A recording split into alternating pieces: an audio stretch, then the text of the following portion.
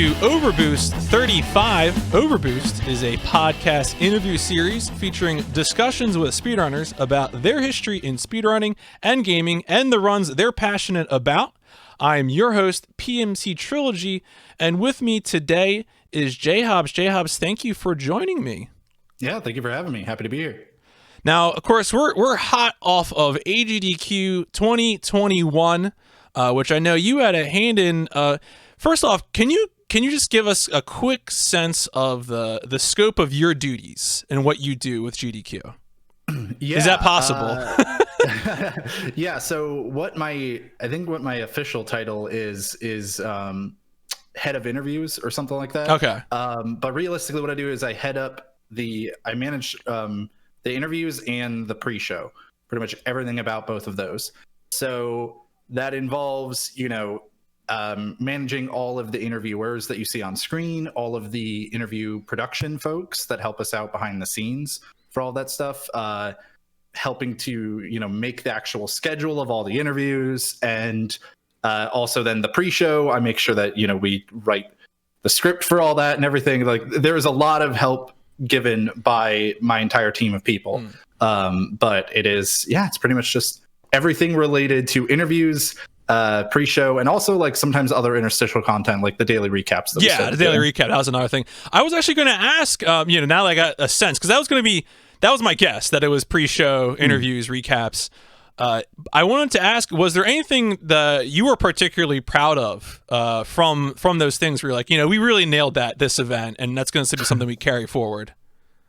Well, I'm always happy with the pre-show because it's one of those things where, and I don't know if you ever did any kind of like theater or even class projects or something in school, where all the time leading up to the moment that it happens, you're like, oh, it's terrible, everything's wrong, we got to fix it, it's all like this just isn't working, it's not funny, or it's not good enough. And then as soon as it goes off, it's like, oh, everything was great, and I barely would ever change a thing. So I'm always happy with the pre-shows in that regard because like the team just does such a great job every time. And I was really happy too with how it came out because Esteban, who normally does the like finale videos that you see at the on-site GDQs, was doing all the editing for it, and so that was a really big thing too in terms of like working with Esteban and making sure that hopefully I could give him everything he needed, and just was the like idea in my head and in everyone's heads writing the thing going to like convey in editing, because that's a big part of it, and it totally did. It went great. But also the daily recaps, like we started those last at SGDQ, and I think those have been really fun. We've run into a couple production chinks like here and there, but like it's been really, really good. I have been enjoying those a lot. I think that it's cool to just be able to break down the day and give you a bunch of great runs to go check out. All right, so now I need to ask the specific question. Can you give me a quick oral history of how the whole thing with you chucking meat against the wall came together? Was that your idea? And how did you feel about doing it? So that was Foo's kitchen. What a lot of people don't know, Foo and I live actually like fairly close to each other. And that was her idea, but it kind of came together in that this is actually a fun story. So that whole sketch, the entire kitchen scene that we were doing in the pre-show, we had written that, with everybody else, like the whole team online, weeks before or whatever. And the writing process is like, we're writing every week for a while and revising until things feel like they're working well enough. And when we kind of sat down to do like a just rough run through of just a rehearsal of the whole thing, it felt like that one wasn't working. It felt like the kitchen like sketch just wasn't really working. The whole sketch in relation to other sketches. Yeah. Like we were really happy with Frankenkeys. As soon as we heard that like read out once, it was like, okay, we're good there. The awful block thing, that's so great. But it felt like the kitchen thing wasn't really coming together. And so when like Foo and I got in person to go film it, we were like, this isn't work. We got to rewrite this. we got to do it again. So we pretty much rewrote the entire thing the right before we recorded it, we kept what we could, especially a lot of the stuff related to the games, and we knew that one of the games we wanted to feature was Super Meat Boy, of course, because it makes way too much sense, right? Yeah, it's very food based just by the name, and so we were just talking about like, okay, we need some kind of like factor to the show that's going to make it fun and funny and just like get people interested, and it just an offhanded fake name for a YouTube channel that I had put in the script called Cooking with Gas, where we do it fast, ended up being the whole like thing, the whole theme of that sketch. And as part of that, Fu was just like, you need to throw the meat against the wall. So that way, like it like trails down just like Super Meat Boy in the game. And you just see this like meat trail behind it. And I was like, it's not gonna fall down. It's either going to fall completely like in a lump, or it's going to stick to the wall. Either way is going to be hilarious. Oh, yeah, Let's do it. But it was, I don't know, it was really cool to like that she was down to do that. It was totally her idea.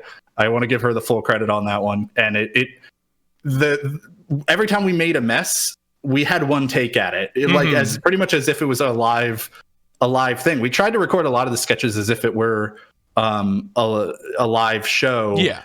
Part because like that's how we normally do the pre-show, and also part because the whole thing was an SNL parody. So what is SNL if not live?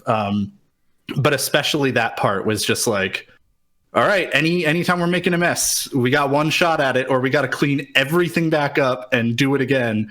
And the meat is not going to separate. It's going to mix together. So, yeah, it was fun though. I think it came out really, really well. Yeah, no, I feel like that was a standout moment for a lot of folks. But I also knew the moment as I mentioned before we started the interview that I think I had first reached out to you in December. And so of course, like I'm thinking like, all right, I got to find a question. And as soon as I saw that, I was like, oh, I know what I'm asking. I was like, how did this come together? Right. Oh man, I'm glad I asked you also to give Fu the credit as well. Well, let's get on with the script then. Let's go back to the very, very beginning. Where does gaming start for you? Does it from friends, family member? Where does that come from? For me, I think it's definitely friends. My parents weren't like really into gaming, and I'm the oldest sibling, so it's like, if I'm gonna get if somebody's gonna get something from like siblings, it's probably gonna be my brother and sister from me. And I like my actual first my first video game console that like we owned, I guess technically was a Game Boy Advance, but PlayStation 2, which is pretty late, like compared to I think a lot of people who are just like, oh yeah, when I was real little, I had this like NES or had a SNES or whatever. No, missed all that. But I had a really good friend of mine who had a lot of the Nintendo stuff. So like he had a SNES, and he had an N64 and a GameCube. And another friend of mine who like lived very close was she had a PlayStation 1, and we would play like Crash and Spyro at her house. I remember that pretty distinctly. And I think that like just the obsession kind of just started with playing with some friends. My parents weren't like against games or anything. We only got one late because they were just like, they didn't grow up with it, so they didn't kind of get the point. They were like, oh, just go outside and play basketball or something, like go play with your friends. and so we'd go outside, we'd play with our friends, and we'd go inside and play games with our friends.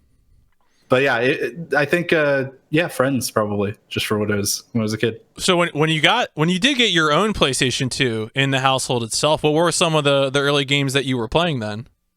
I played a bunch of stuff on the PS2. Like I don't think I've ever since I moved, I haven't actually set everything back up on that shelf yet. But I still have a lot of the PS2 games from when I was a kid. But I have a brother and a sister, and when we got the PS2, our parents also got us each one game. I got Gran Turismo 3. I think my sister got Hurdy-Gurdy, which is a very interesting game. And my brother got Kingdom Hearts, and that's where it began. Aha! Okay, so we found one of the threads. Yes, that was the one that I definitely played the most, probably more than my brother even played it, even though it was like technically his game. And then, Kingdom Hearts 2 came out, played that a ton. Played a bunch of other stuff, like kind of the classic fun multiplayer PS2 era games, NFL Street, NBA Street, and that kind of stuff. I think Battlefront 2, Battlefront 1 or 2 at some point. Just kind of whatever ended up showing up in a bargain bin at a Walmart or something. Sure. I think we ended up getting. So that brings up a nice segue for one of my usual questions, which is we're going to be talking about speedruns, right? That's how we got here. And those are typically single player games, but oftentimes we play lots of games. And so I wanted to ask, have you had any sort of big multiplayer phases over the year? And, that includes things like couch multiplayer, like you're just talking about. It could include MMOs, League of Legends, whatever the case might be. What have been some big phases for you? I'd say like kind of in the era all through high school, like from elementary to high school, it was just kind of those couch co-op, whatever we got our hands on. My friend and I would play Smash a lot. I remember us staying up all night unlocking every character, and then at one point his dog walked over on the N64 and hit the reset button, and we were like, no. It was funny. But after, I would say like right at the end of high school or right after high school going into college, some friends really got me more into PC gaming, and Team Fortress 2 is something we played a bunch of. And then what's your favorite class? I always played either sniper or spy, so basically I was a jerk. But like after that, we in college, another friend of ours, ended up being big into League and got us into it. And I think League of Legends for me was like 4 or 5 years or something of playing it nonstop. And then once I found speedrunning, I kind of stopped doing it a bunch, but. Never MMOs though. Not really. Never MMOs. Never really got Okay, into the interesting. MMOs. Yeah. It's so funny for me to ask. There was a period of time where I had a bunch of people say League, but then I've started getting all sorts of other things. It is a thing that is interesting to me about doing these interviews is that I can usually guess some things, like how people got into speedrunning, or based on how old they are, what their first console might have been. The multiplayer stuff is never consistent, and I think that's right. I think that's really interesting. Here's another question then, and maybe you already sort of answered this. So we're adults with jobs, and we pay rent or mortgages or whatever. At some point, that means that along the way, we probably took ownership of our gaming hobby. And so I would ask, was there a particular point in time where you saved up money or got a first job and then bought a console or a computer? Would you just kind of say there's a point where like games aren't just something you're getting as gifts from your parents anymore? It's now your hobby. Right. I mean, when I was a kid, we would save, like birthday money or whatever and maybe go buy a game, but it was definitely most of my parents.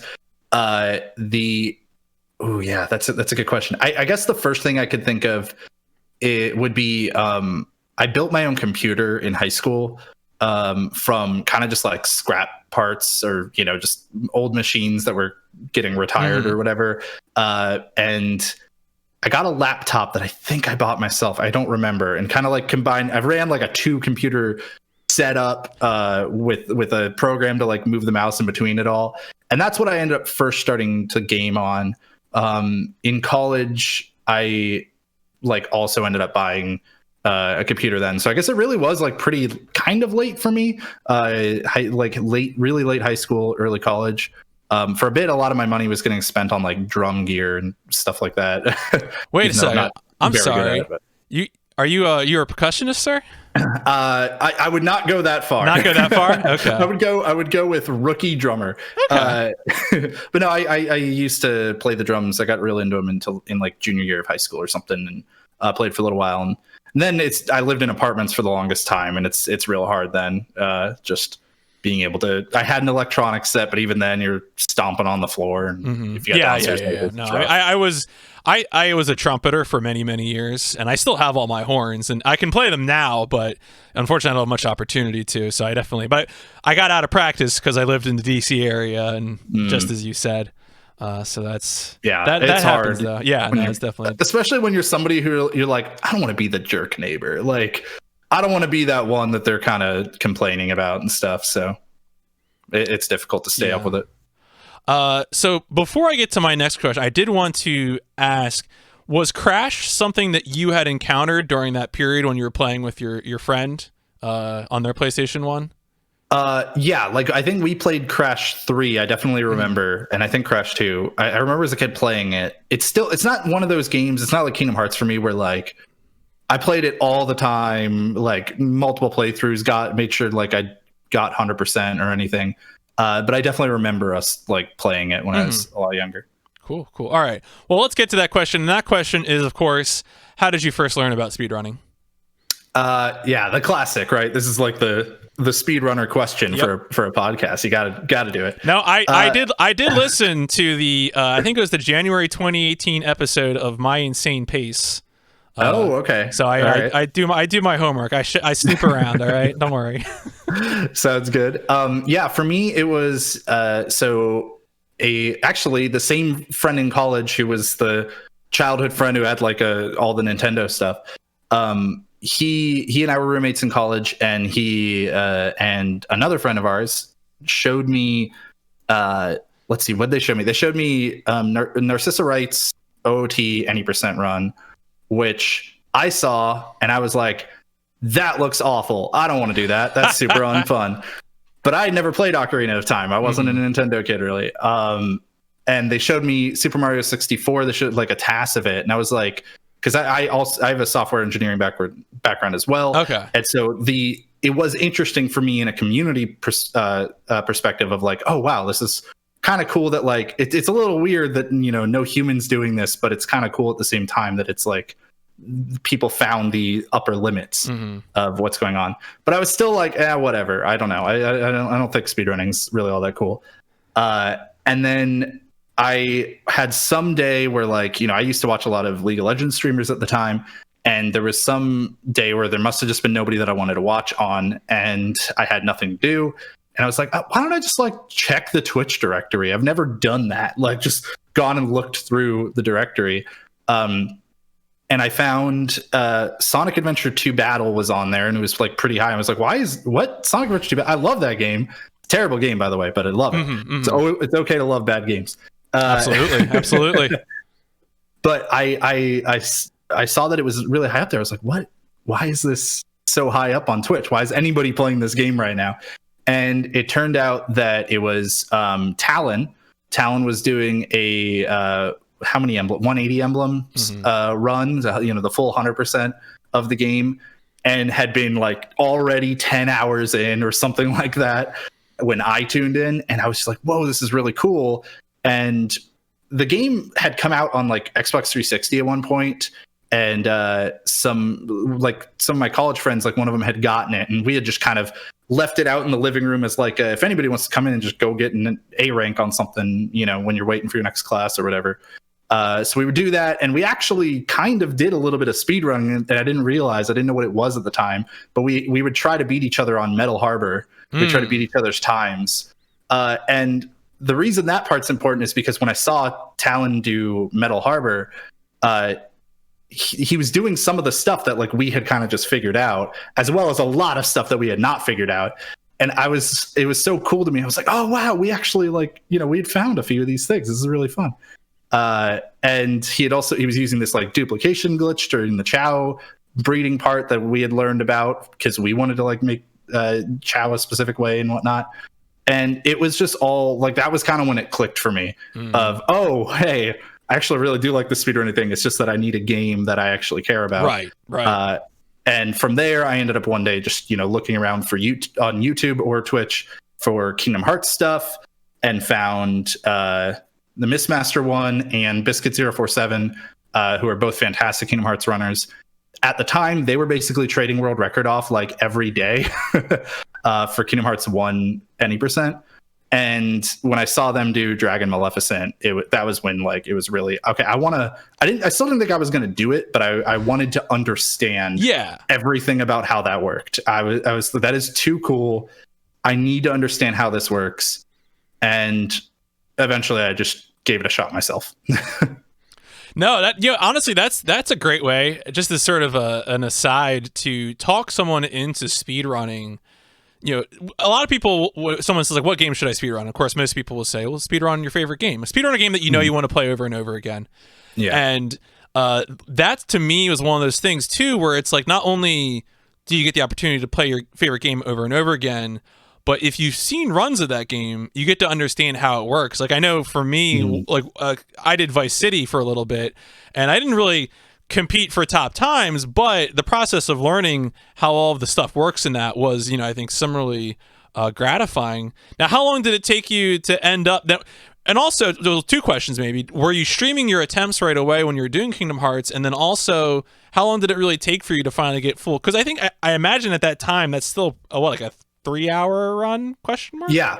Oh, yeah. It was still over 3 hours. Yeah. That was PS3. Okay. This was like 2014 when I kind of found out about speedrunning. Like SGDQ 2014 is the first event that I saw any amount of.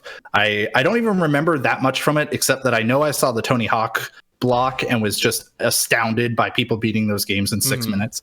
And I know I saw Spike Vegeta do Rayman Legends or Origins, whichever one it was. It was a Rayman game at SGDQ 2014, and I remember that being really fun too. But I think I technically did like one run offline, no real timer, like pause to go make dinner and stuff, just trying to like see what I could do, not really knowing the strats yet. But after that, I happened to have a capture card because my roommate and I in college wanted to it was a TV tuner. It wasn't really a capture card, it was a TV tuner, because the college like had cable or whatever, and we were like, oh, if we pipe it into the computer, then we can record things, and that'd be cool. Never actually used it for that purpose once, but but we did actually have them. And so there was some weekend, I think, after I'd been watching for months and like talking with a lot of the people in chats and like getting to know a lot of people in the community, where there was some weekend where my different roommate at this point had was gone, like he went home for a weekend or he did something else. And I was just like, I'm going to be bored all weekend. Why don't I try like doing a run of Kingdom Hearts and streaming it? I think I can do it with the capture card I've got. Turns out I could. And I didn't think it was going to turn into anything. I didn't even think I was going to keep doing more after that. I was just like, oh, I'm curious what I could do. And I got like a 3:37 or something like that on my first run, which was a race, and I won the race. Oh, so that's pretty cool. Was the other person also new, or was that? They had done Kingdom Hearts speedrunning stuff, but not really much of Kingdom Hearts 1, and especially not of the like HD version. It's just I had literally been doing nothing but watching that stuff for like 3 months and trying to learn how it worked, to the point of going back and like rewatching fights to see exactly what the inputs of things are. And it was just at that point it was so interesting to me that I had so much of it just in my head already. So going forward, so you got your first speedrun done. So we now know what the first game that you ran is. I guess the thing I would like to ask, and this is too for people I guess who are more sort of like publicly involved in things, is how focused were you sort of on the streaming entertainment aspects of it? I feel like the fact that you, as we established at the beginning of the interview, are now head of interviews for GDQ indicates that you had some interest in it. So I'm kind of curious how we get from you did a speedrun of Kingdom Hearts to head of interviews at GDQ. Yeah. Well, so one kind of like thing from in between before I did after I got into League and before I did streaming was that some friends and I formed a team. We joined like a college tournament and stuff and had some fun, or a tournament at our college, not like intramural kind of thing. We had some fun, and one of the things I really liked was commentating matches. I guess now that I think about it, I had run a stream before that first speed run, but it was on a different channel. It was like I was running a community night, like community League of Legends night stream, where I would just commentate matches with somebody else out of this club. And that was really fun. I really liked commentary. I've always liked sports commentators. Joe Beninati and Craig Laughlin, who are two sports hockey commentators for the Washington Capitals. two legends. I've always loved them. Always loved listening to NFL commentary and stuff too. And I got really into league commentary. I liked a lot of the casters that were doing the big stuff there. So I think that's kind of what translated when I did start doing speedrunning into wanting to be an entertainer or wanting to be fun. I tried to think a lot about streams I enjoyed watching and ones that I would turn off, like things that just immediately made me bounce away from it, and just kind of tried to find my own thing with what I enjoyed watching. And I'm not going to ask you. I'm not going to ask you to put anyone on blast, but perhaps you could name some of the people that you found, inspiring in terms of your approach. Oh man, it's been so long now. It's actually hard to hard to remember. I like, from the commentators side, I always liked Jat. He was one of the League of Legends commentators. I always liked him a lot. And Freak, I think, which is probably the most Freak and Rivington, like two of the people that everybody who's in that scene knows. I just liked Skara as a streamer because I thought he was just like he's always like pretty positive about stuff. Even if everything was going in a tailspin, he'd just blame himself and like move on. And I thought that was huge. That was like, I realized that I always kept wanting to watch him. And part of that was that he was never just sitting there going like, oh, my team is so terrible. Like, oh, I'm awful. And yeah, I think that was it. I never enjoyed watching people who would just like blame the game or blame things out of their control, and instead just been like, okay, what could I have learned from that situation? What could I have improved? People, a lot of weirdly, a lot of analytical stuff, and not necessarily always as many like comedy, comedic people. There were some, but they don't come to mind as quickly for me. No, that makes sense. I mean, I think that's it's a good inspiration to draw on. That it brings in an element of what you're doing with the multiplayer game stuff, but also brings in other outside things. And obviously you mentioned the sports commentary as well as something that sort of contributed to getting into the more entertainment aspect of things. How did you come specifically to be a staff member for GDQ? That one's kind of that was more just luck than anything, I would say. I don't know. I had been doing some speedrun commentary for some like online marathons, and like Spike and I were starting to commentate together sometimes at like RPG Limit Break. I had at Agdq 2015, like really last minute, I'd been pulled on to like help do some commentary for the Kingdom Hearts 2 run that was happening there. And across like all of those, I think that just some people had kind of noticed, and I'm assuming like Spike was on the interview team before I was on it, and I'm assuming he also put my name out there. So when they were looking for somebody new, Darkman 78, who was the one heading up the interview team at that time, like just kind of came to me and said like, hey, if we theoretically had an opening on the interview team, would you be interested? And I was like, yeah, that sounds great. Like it sounds really cool, really fun. And it was. And eventually just kind of over some events from there, it turned into, well, Darkman has a lot of stuff that he's doing. He does a lot of the social media stuff, and he needed to kind of loosen his role up a little bit. And so ended up just kind of falling on me to head up the interviews. No, that makes sense. I mean, sometimes it's just as the need arises and as things scale, right? You just got to put the labor in place. Yeah. I wish there was some interesting story, like, oh, well, you see the previous interview lead had been felled by the blade of my father, and suddenly, like something like that. But no, it's died under mysterious circumstances, which will never be explained. Yeah, which nobody will ever investigate. No. Oh yeah. Also, I'm going to call out Richard in chat, who's one of my roommates, a good friend. He said that I won too many prizes, which is what the joke is for why I became a staff member, because there was like 2 or 3 events in a row where I won one of the prizes from AGDQ, and including the grand prize one of the years, which was super cool. And that the joke is like, oh, we got to bring him on as staff so he's ineligible to win the prizes anymore. There you go. All right. Well, if there's not an interesting story, perhaps we can get some hot takes here. What of all the games that you have done runs of, what is your favorite speedrun? Ooh, favorite speedrun. That's hard because I think for me it's a lot about how I'm feeling at the time, like what I just kind of what I'm in the mood to run. In terms of, I think there's kind of like two answers to that question for me. In terms of the most fun I think I've ever had speedrunning a game, I think that would be Portal 2 co-op. Portal 2 co-op I've done with two different co-op partners, and it is so fun.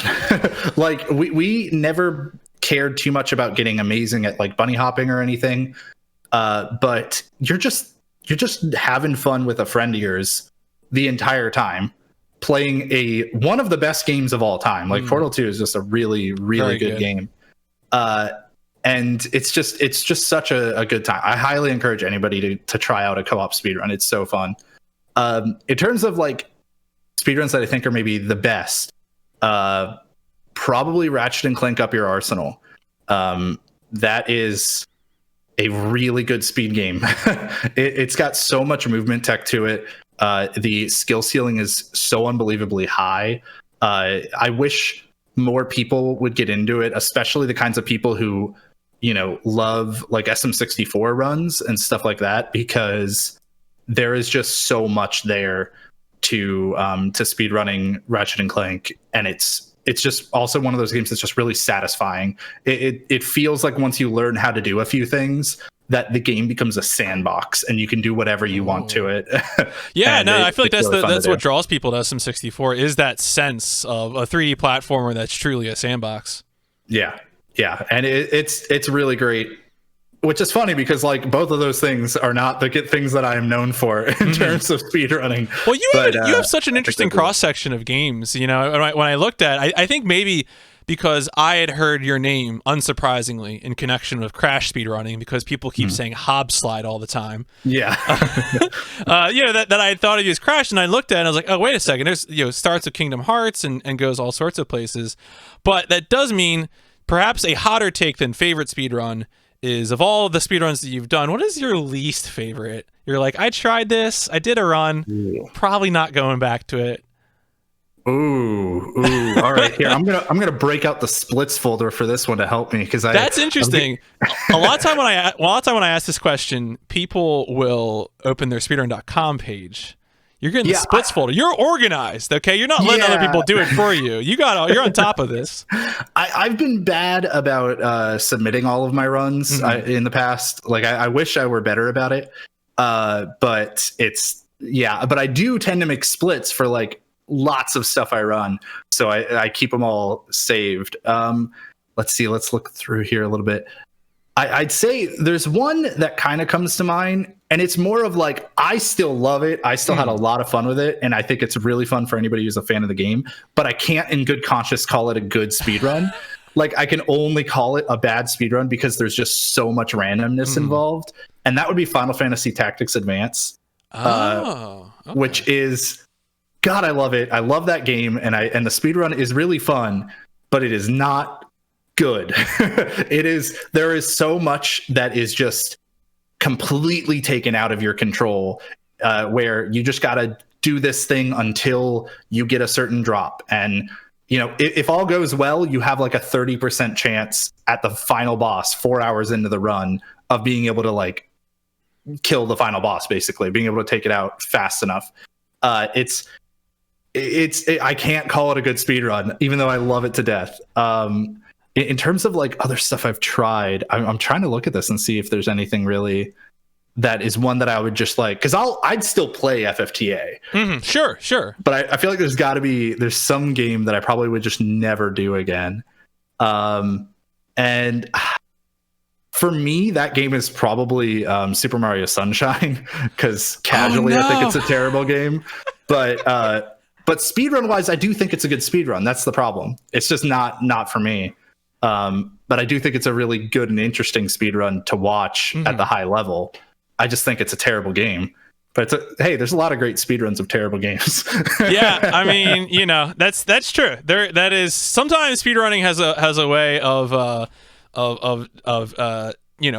bringing a game into a different light. I know that's definitely happened to me with some. What about a game that you would like to speedrun, but you either you haven't gotten around to it because of time reasons, or it just doesn't fit with what you're doing right now? Ooh, I think I would love to do more of the Spider-Man, like Spider-Man PS4 and PS5 runs, like the Spider-Man 2018 and Miles Morales, but they don't have, like, they have some unskippable cutscenes that cause kind of a pacing problem, I think. And yeah, they don't really fit as much with what I'm doing right now. I've kind of started to dabble into it a little bit, but Dark Souls 3 is one that I would potentially actually properly like learn the strats and do the speedrun for, as opposed to what I've done now, which is just kind of do a like mostly glitchless kind of run. I just have so much fun playing that game. It's just a really good game, and it's fun to run through it. I think Hollow Knight is also, I started to learn that for Kizaron and I's show, the first step, where we did like we did a second step bonus season where we kind of like revisited some games, and Hollow Knight's a really cool one. That would be a fun one to learn more of. Same with Celeste. I think that would be one that would also be like, I've dipped my toes into Celeste and gotten like a sub-hour time and any percent stuff, but that's another one of those games where, you know, the skill ceiling is so high up there. You could spend so much time on it. And I mean, after watching Peking Boo, you're probably just inspired to get dance pads and do it with your feet, right? Got to go buy the arcade cabinet, and then let's do it. But no, I don't know. There's so many good speed games out there. I'm sure there are like so many more as well that just aren't coming to mind right now that I would totally love to do. Like Galaxy. I learned Galaxy some, and Super Mario Galaxy, that is. And that's such a good run. Again, it's just kind of like a little on the longer side with a little bit too much downtime for me, but when you are doing it, it's really, really fun. So it sounds like you've had the opportunity to handle a lot of different input devices, controllers, mouse and keyboard and all that.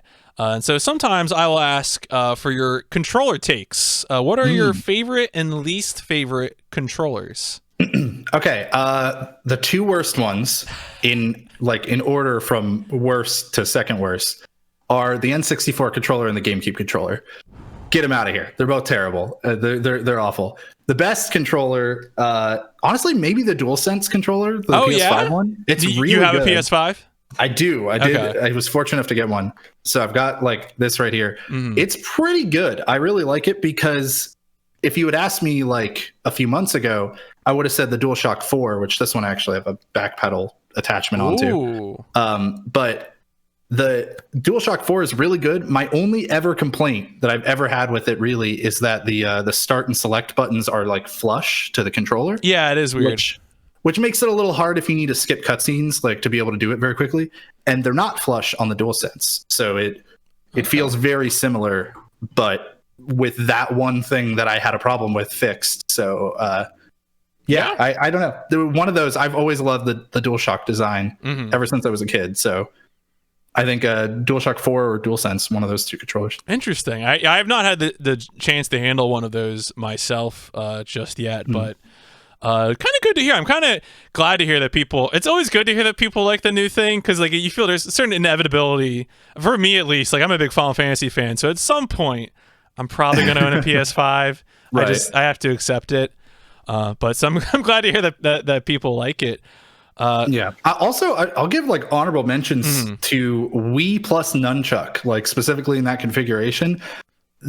Again, back to like running Galaxy, it is really comfy to be able to just sit back and just like, you can put your hands in kind of whatever position, you know, like you're laying them in your lap. You're relaxed, like back behind, you know, hands behind your head, leaning back. Not having your hands tied to the same thing is actually really comfy. It's pretty nice. So you don't feel like the motion control is a deal breaker for you, having to do the whip for the extra jump? I don't love it. Okay. I don't completely hate it. I hate anytime you got to use the pointer more than I hate like having to do the thing. I still wish that you could just put it on a button. I definitely don't love it, but it is really comfortable just being able to hold two things. Like if the Joy-Cons were like 3 times as big as they are, because I'm big hands. So small. They're so tiny. Those would probably be like up there with some of my favorites, but they're just way too small.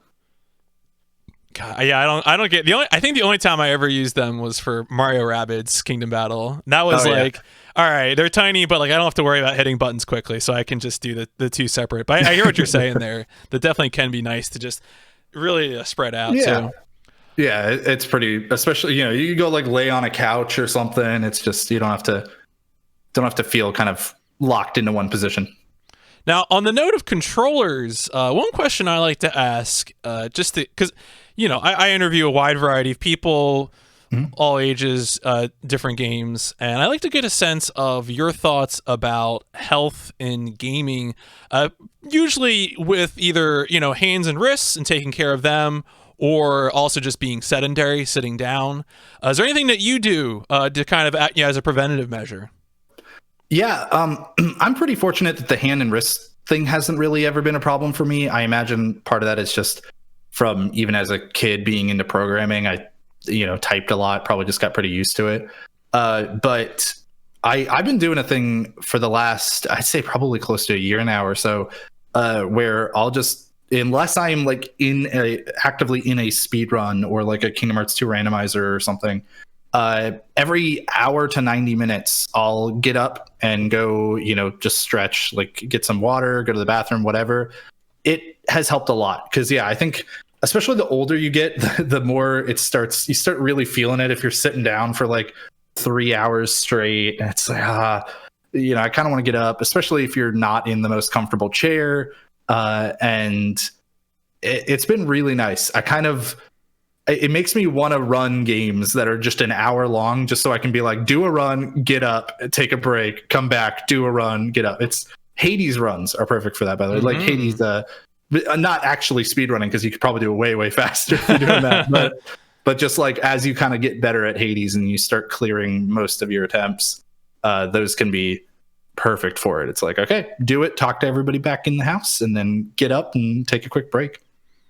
Yeah, no, I really hear you too. I hate to couch it in terms of being about health, but like when I got into speedrunning, I was like, I can do a 3-hour speedrun. This is fine. And now, it's like, no, hour or less. I got to get up and do something. Like we can't.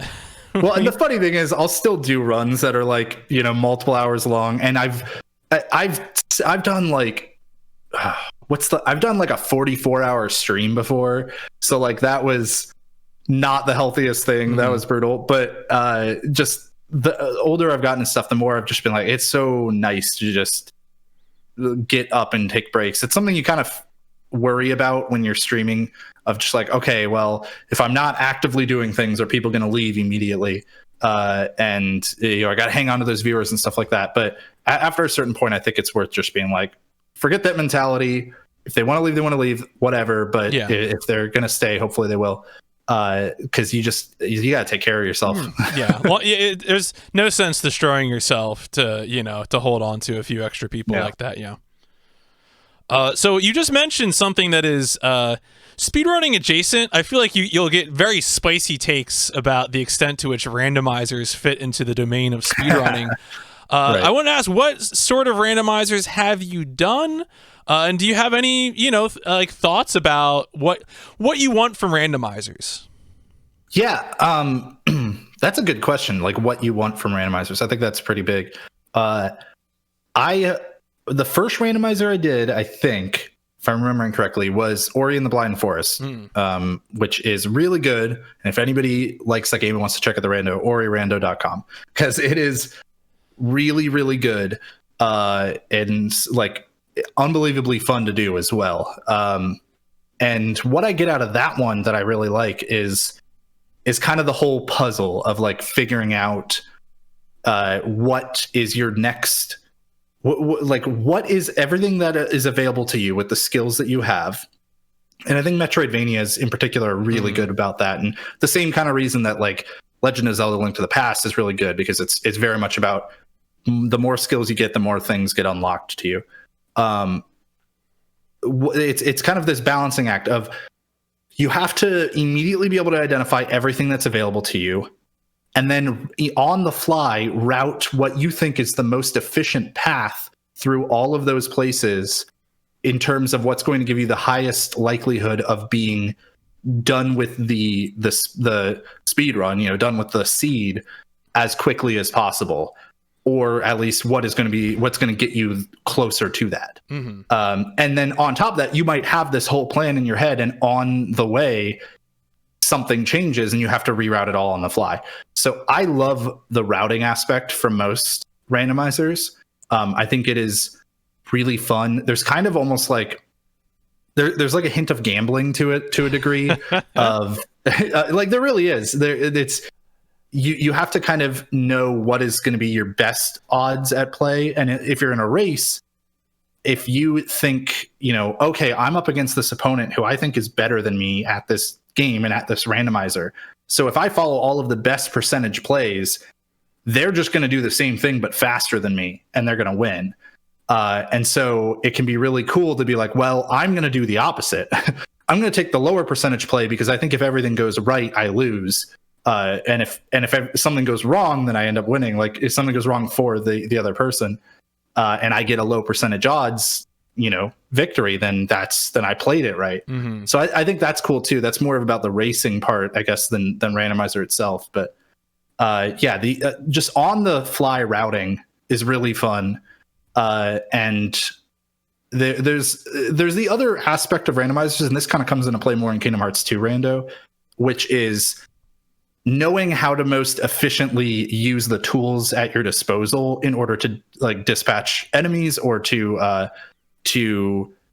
traverse the terrain fastest. And that's also fun to me. That's probably second place to me over the routing part. I think that's the more fun aspect that I like thinking about. But there is also the like, okay, well, I know I can save 3 more seconds because I have this skill that I don't normally have in this area. Like if I use quick running up this hill rather than gliding, like it'll be better. That's also really fun. I think that's another good thing to look for in randomizers. No, I think that's a really, really compelling answer. Cause I think let's say you love a game's tool set, but if you want to show up and route Link to the Past, I got bad news. Some people have done it already. Right. Yeah. But if it's something where you can take that randomized seed and what the elements are that are randomized and be able to apply those lessons on the fly, which, if you have a set of tools you really, really like, that's going to be an opportunity to do that. And I think that is a really strong argument.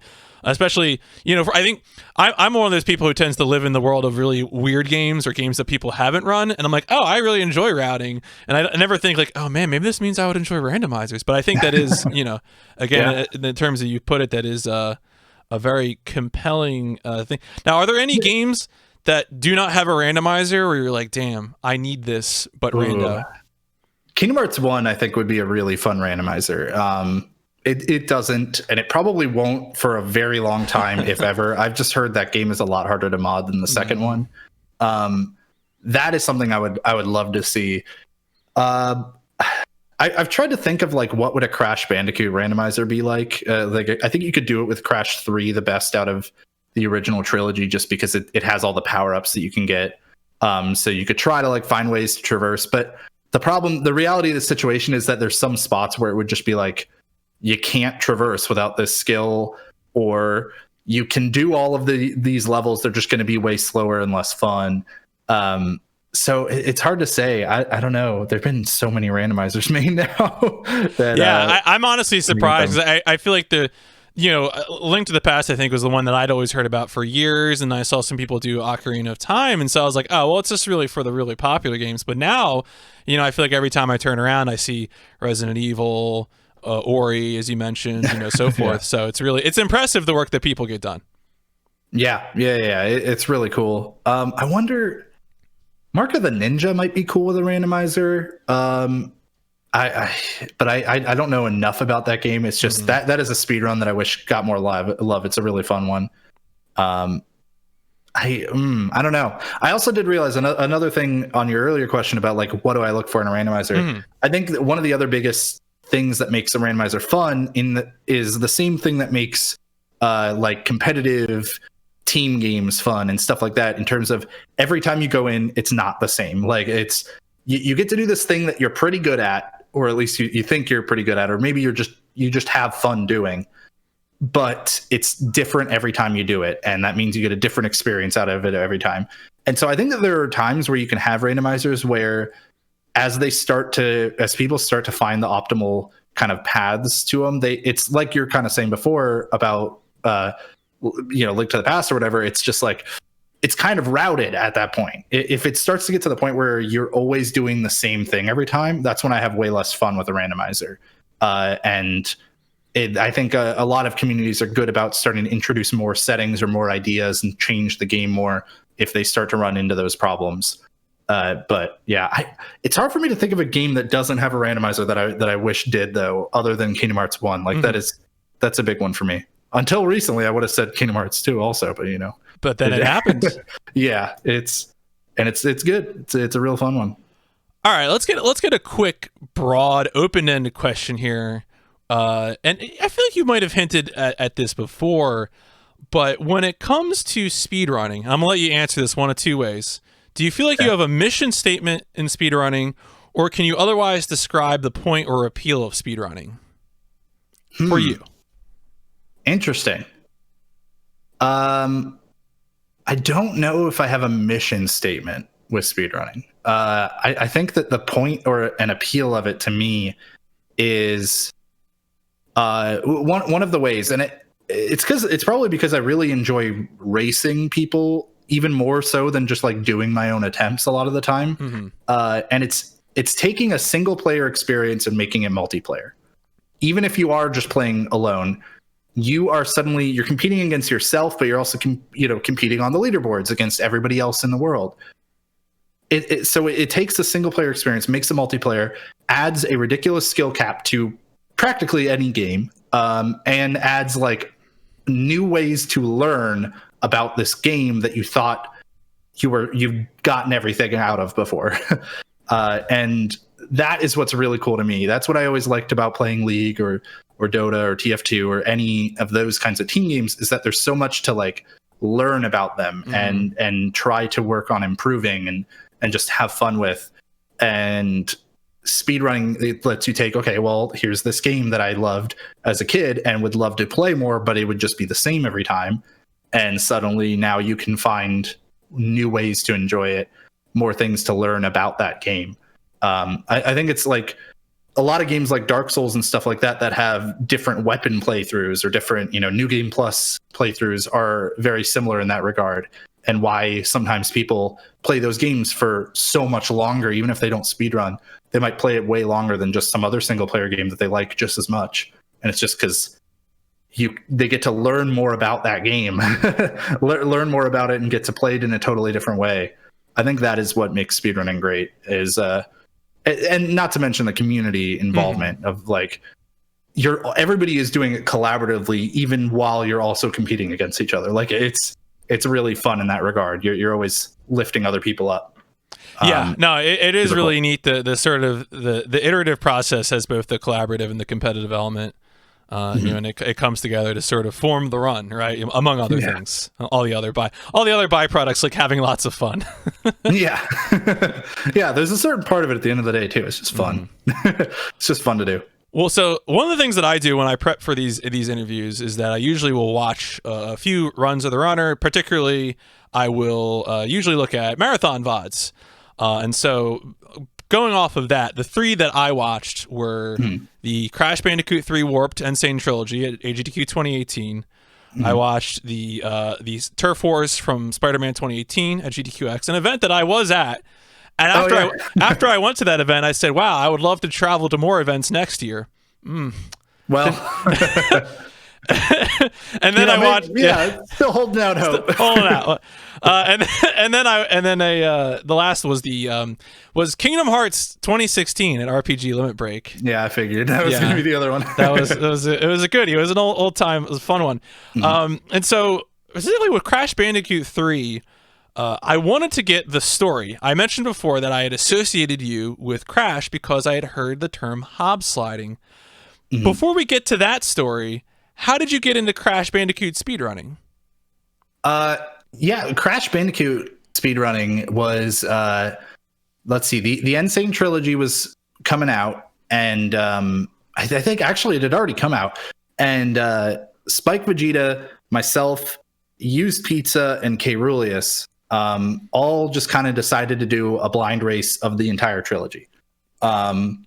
Like, all of us had different amounts of experience playing the original games. I had never played Crash 1. I had barely remembered playing some amount of Crash 2. I had known I had played Crash 3. Spike played a lot of Crash 2 and not the other two. Like, everybody had different amounts of experience. A few months after it came out, we did a blind race of it, and it was so fun. It was just like really, really cool. And I think that like I just kind of kept going a little after that. It kind of reminded me how much I enjoyed Crash 3 when I was a kid. I think Spike was going at the same time, and I think that there's always something that can help you get more into a game when you've got one other person that you're just like also doing it with at the same time, whether you're racing them or you're trading PBs back and forth as you each keep improving. That is really fun. It's some of the most fun I tend to have when I like want to actually get better at a game. And yeah, Spike was still doing a bunch of Crash. I was still doing a bunch of it. And as I got like better and better at the game, and I was having more fun, I was starting to see like, okay, I think I could actually get like pretty decent. A lot of that was before I ever learned any strats. Like most of it was I just kept playing the game and trying to get faster every time. And then I started to look into some of the strats. There were some really cool things like mock tornadoes are in Crash 3. That was kind of the main speed tech, but you don't get it until like halfway, actually 3/5 through the run. There's a really cool boss skip on Entropy, and I just kind of kept going and was having some fun with it. And then eventually, I found hobsliding, and that made it stick around even longer, I think. So did you know that you were onto something right away? Like, how? Because this is like one of those questions, right? This is like, who's the principal author on a scientific paper? Like, why does this person get their name on it? How did this happen that you became the namesake of the hobslide? Yeah, so for anybody who doesn't know what it is, real quick, just hobsliding is this technique in Crash Insane Trilogy and Crash Bandicoot 2 and 3, where you do a slide. The main movement for most of the run was just slide, spin, slide, spin, slide, spin, one after the other constantly. And you would honestly, like in Crash 2, most of the optimization would be trying to reduce wherever you had to jump just so you could always be slide spinning. And what hobsliding is you basically do a slide, spin, jump, and land on a ledge right before your spin fully ends. Something about that interaction causes you to get some extra speed. If after that point, if you continue to chain slide spins such that there is no frame in between where you're ever not sliding or spinning, then you will just carry that speed all the way, like just until you have to jump or until you drop that chain. I actually found it on stream, which was how it kind of got named after me. I was trying to come up with a name of it. My chat came up with hobsliding, and so I try to take no credit over naming it. Like I'm not that conceited. It's just I know every time I find a trick, I call it the PMC something. Right. And I don't know if maybe that's part of why it was like that. Is that in Kingdom Hearts we had a tradition of like a lot of skips that were named after people. Like there was like a mist jump, and there was a Hobbs jump in Kingdom Hearts that only I ever used. There was a lot of stuff that was named after people. And I don't know if that's why people came up with it or not, but it just kind of stuck. And thankfully I got like a clip of from when I found it. It was very quickly I knew I was onto something to answer that part of your question. Okay. It was one of those where I was just practicing the movement in a specific spot for a level just to try to get better at it. And this was after the game had already been accepted into it was either after it had already been accepted into Agdq 2018, or it was like after I had submitted it, but it hadn't necessarily been accepted yet. I can't remember which. And so I was just like practicing, trying to get better at it in case it got in. And I just kept noticing while I was practicing this one thing, that I was weirdly getting this like speed boost on this log. And I was like, why is that happening? And eventually I just worked it out and I started to do the chain thing. And this was on PS4. It was 30 FPS. It's actually like easier to do on PC at 60 FPS. Okay. Yeah, it was like twice as hard to do basically on PS4. And as I found it, I was like, this is going to be really hard to do. But very quickly, I was already starting to get some of these chains where I was like, this is going to change everything about this run for at least any level where you can do it. And it probably saved like a minute and a half, 2 minutes, like on theory, even when we were bad at it. Yeah. And now you can do them in a lot of places. They're really cool. Yeah, no, it was neat. You know, it's interesting too, especially from watching that Agdq 2018 run. That I think even then, you know, but so much about the trick was being conveyed in terms of the advantage gained, but also the difficulty, you know, things like that. So it was definitely really interesting to watch. I also wanted to ask about. Did you have any takeaways from the experience of being an Agdq opener? It was cool. Being on the pre-show and being the opener kind of sucked. I'll be honest. It was weird because, you know, if you're a runner at the event leading up to the run, you're probably just wanting to practice or at least get warmed up. Make sure that everything about the setup is working. Like you can hear everything great. You know, nothing is a problem. When we go from the pre-show to the opening, there's no more setup. You're just going. So what I tend to remember about that run is how bad at hobsliding I was for the entire run. And I couldn't figure out why. I still don't really know, but there was something about that setup that was just different from what my setup was at home that I had such trouble like adjusting to. And I wish I had spent more time like the day before just sitting down and doing runs on it, but we were constantly rehearsing the pre-show or doing, you know, something else. So being the opener was really cool in that you know that you're going to get a bunch of people in the room and you get to try to set the cadence for the week and just put on a good show to kick things off. Like that was really fun, and I will forever love doing it for that reason. But yeah, going from the pre-show to that directly made it like, I wish I had been able to kind of just tell, oh, well, you know, the game volume's a little too loud and I'm too much of a perfectionist with the actual performance part of it that I don't want to do like a production direction live once we're already going, which is dumb. I should have done it. I should have just been like, hey, can we turn the volume down? Right, just a little more hear myself think. But it's that all of that made it a little bit weird, but it was kind of uniquely weird. I think being an opener is really cool overall. Now, do you have another thing I like to ask when I zero in on these specific games is this something that you've kept up with, the Crash stuff? Like, do you have any future plans? Because I know Crash Bandicoot 4 came out recently, and so I'm just curious if you were, you know, running that at all or had any other future Crash related speedrunning plans. Yeah, I've done some amount of Crash 4 runs. We did it for the first step. We brought it back for the second step as well, and I did some runs on my own where I had a lot of fun with it. It's probably, I think, the best casual Crash game. And speedrunning, it's also still fun. It has a lot of like cool stuff to it. It's got a lot of out of bounds skips as well. I think it's just a little kind of on the longer side for a platformer. Something Spike Vegeta once kind of said that I've stolen is that platformers kind of, they're really, the sweet spot is, you know, that like 30 minutes to an hour, like right around there. They're great. And longer than that, they kind of start to overstay their welcome a little bit. Even if they're a fantastic game and a fantastic speedrun. I think that's kind of the only reason I haven't like dove super deep on Crash 4 is just that it overstays its welcome a little bit for me. But overall, I think it's a great game. I'm sure one day I'll go back to Crash 3. I kind of want to make like a full-fledged, like super advanced tutorial for that game. So I don't know, maybe one day I'll finally get that done. But I'm sure I'll go back to it at some point. I'm not somebody who believes in like retiring from speedrunning or retiring from a game. It's just like, if you want to play it, go back and play it. If you don't, then whatever, then you don't. It's whatever you get kind of in the mood for.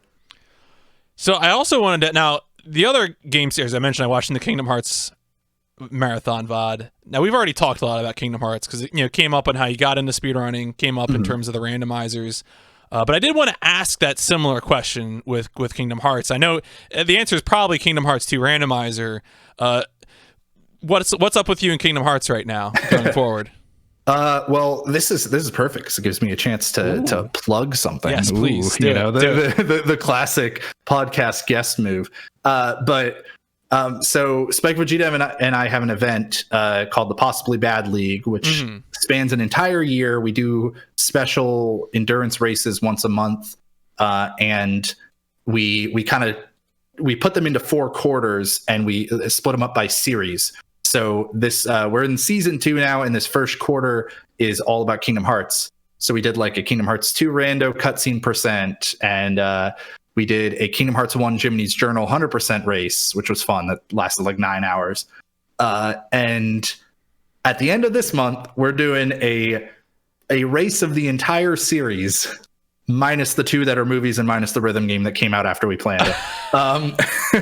But pretty much the entire series. Well, the 2 that are movies on PS4, I assume is. Yeah, exactly. Okay. Yeah, we're basically playing the whole like collection of all of the games that you could get when KH3 came out on a PS4. Yeah. And so we're going to be doing a race of that entire series, and some of that includes games I've literally never played before.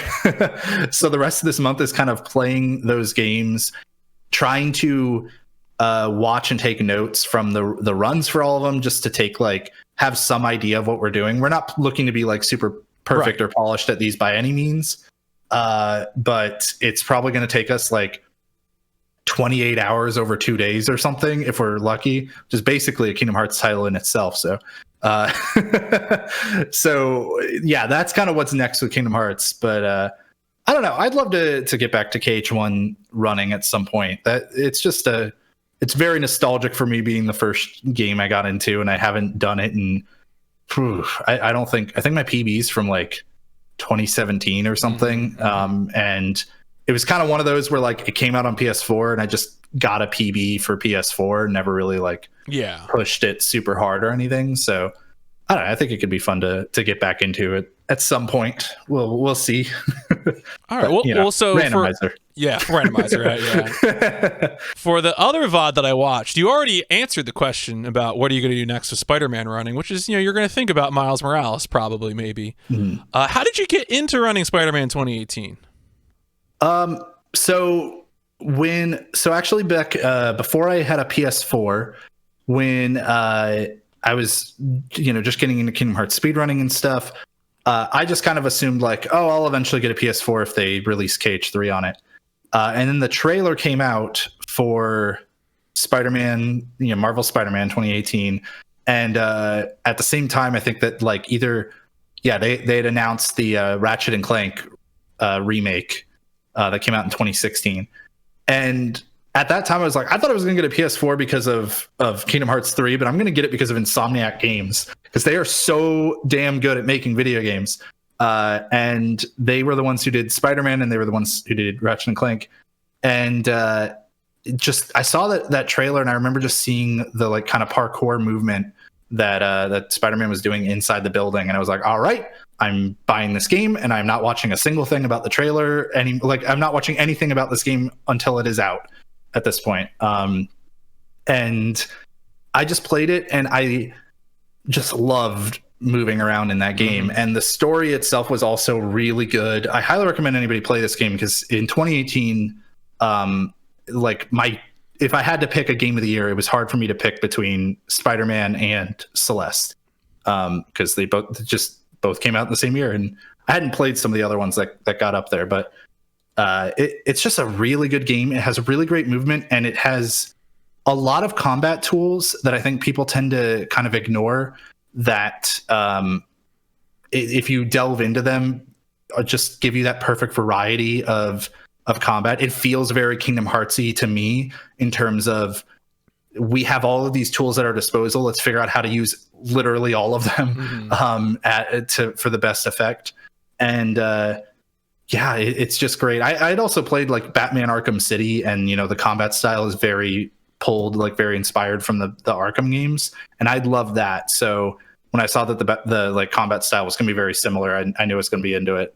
And yeah, just after playing it, I just kept going, just kept playing it for a while. And the DLC came out, and Turf Wars is a really good like 30-minute run.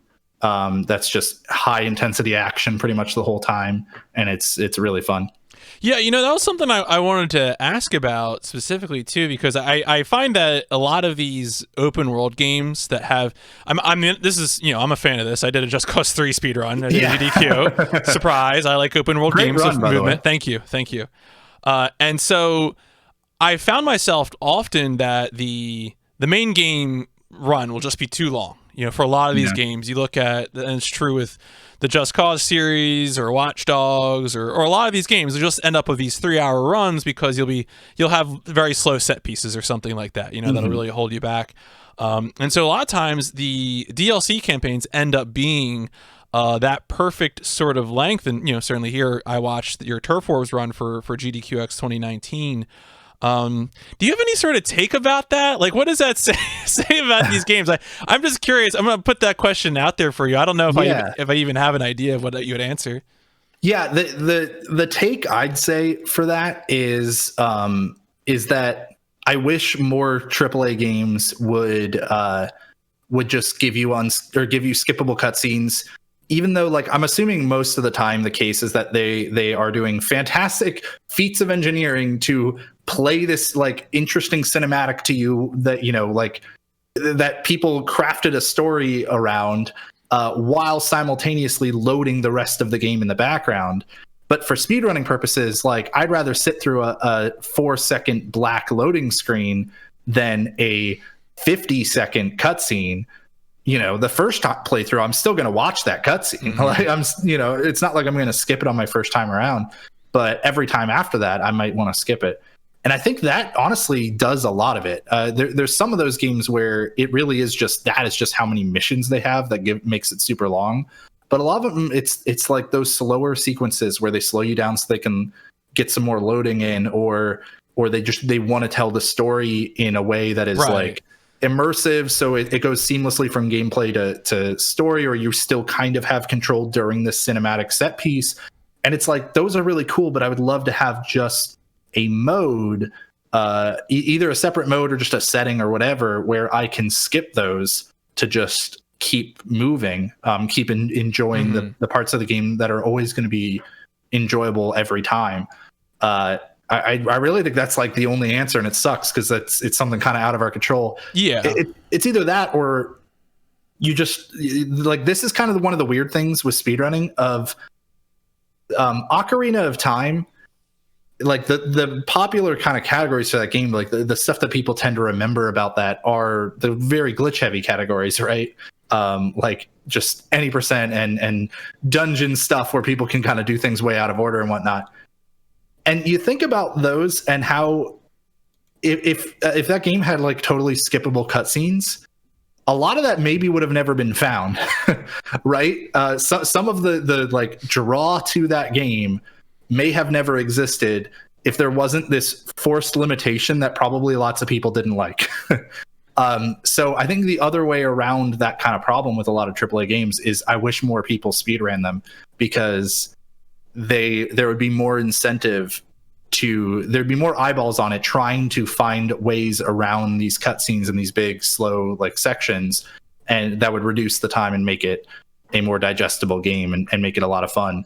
Like even with Spider-Man, there's a lot of cool skips for some of the forced sections that are mostly due to one glitch hunter who doesn't really do runs, but finds all of this really cool stuff.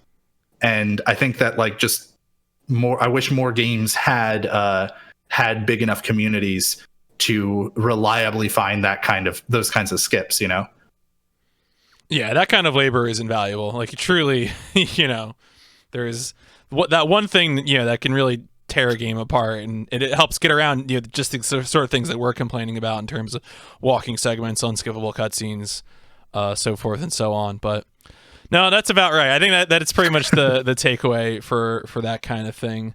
It's a bummer because, man, there's so many great like speed runs in those games But even the people that love them and run it don't, would probably prefer if it were a little bit shorter, if they could just keep all of the elements that they love about it. So it's a bummer, because I wish more of those games kind of got more in the public eye. Mm-hmm. Yeah. Well, we just got to keep searching for stuff, right? I mean, either that be other games or tech or whatever have you. Things do get slower over time eventually, or shorter, I should say. But I'm going to start winding down the proper interview script. Get sort of towards the exit questions as I enunciate. One of the things I like to do is to include some connective tissue between interviews, where I get a question from my previous guest for my next guest. Ooh. And so my previous guest was Peking Boo, who had this question to hand off, which was, if you had to choose one speed game for the rest of your life, what would it be? Oh, wow. Huh. Oh, that's hard. One speed game. That's really difficult. I think the trick there, the kind of like the real way to think about that question is not what game do I love so much that I could run it endlessly, but actually what game has the most like variety of interesting categories. Because if you have more stuff to bounce between within the same game, you'll be able to keep it fresh a lot longer. Because otherwise, like Ratchet and Clank Up Your Arsenal I mentioned is a fantastic game, and that kind of popped into my head right away. But there's kind of really like 3 categories for that game, 4 technically: any %, all platinum or all titanium bolts, and new game plus. And then there's 100%, which I think is really fun, but is not run by nearly as many people. I feel like I would get a little bit like bored of that pretty quickly.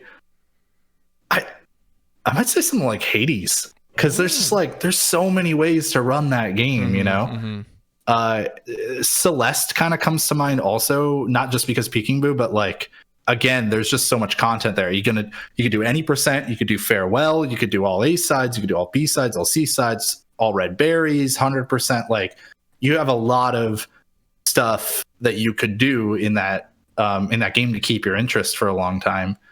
In the same regard, like Kingdom Hearts is kind of up there, just because you could also do, especially with Kingdom Hearts 2, there's like your any %, your all worlds, your Jiminy's Journal 100%, true 100%. You've got the data organization fights at level 1. You have all the different difficulties are all different categories.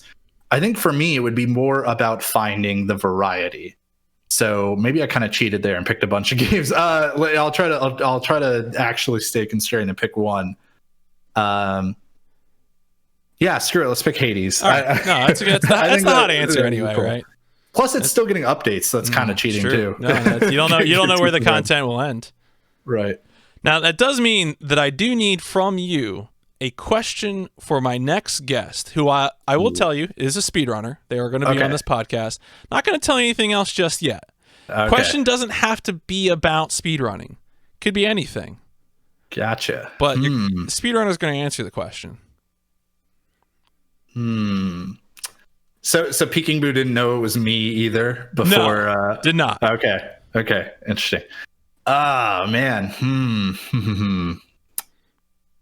Let's see. I'm trying to think of a good question. So it can be straightforward like that. It could also be silly. Like past questions have been mix 2 consoles together to make a new console. What would you do? Things cool. Like that. And it's just sort of creative, sort of icebreaker questions almost. So you can really travel universe with this one. Can I at least know if it's somebody who's kind of been doing speedrunning for a while, or are they maybe like newer to the scene? I would say they've been doing speedruns for a few years.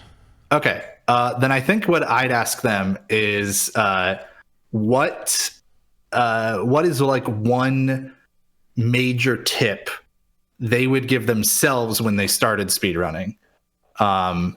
As if they could go back and tell themselves like one piece of advice related to speedrunning or streaming or whatever, what would they tell them? Like how would they take those years of experience and try to help themselves out?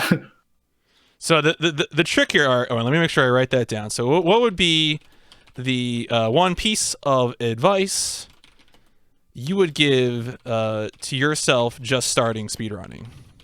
Yeah, and I'm kind of keeping that in the world of speedrunning. You know, what's your tip? Avoiding tilt, or like, is it around being able to avoid tilt, or around like, oh, jump into this game immediately because that's the one you have fun with, or something. Like, I feel like there's maybe, hoping there's some different ways to go about that one. All right. So usually what I do is once I get the question, I will let the guests know who the next one is. Yeah. So that'll be, look forward to that one next week. I'll be publicizing that soon, hopefully.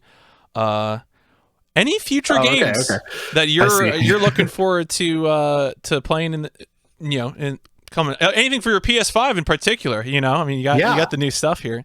Oh yeah, I definitely want to play Demon's Souls on PS5, which I can do now. I haven't done it yet because of this Kingdom Hearts project. Yeah. But I'm excited to do that. I think that'll be a lot of fun.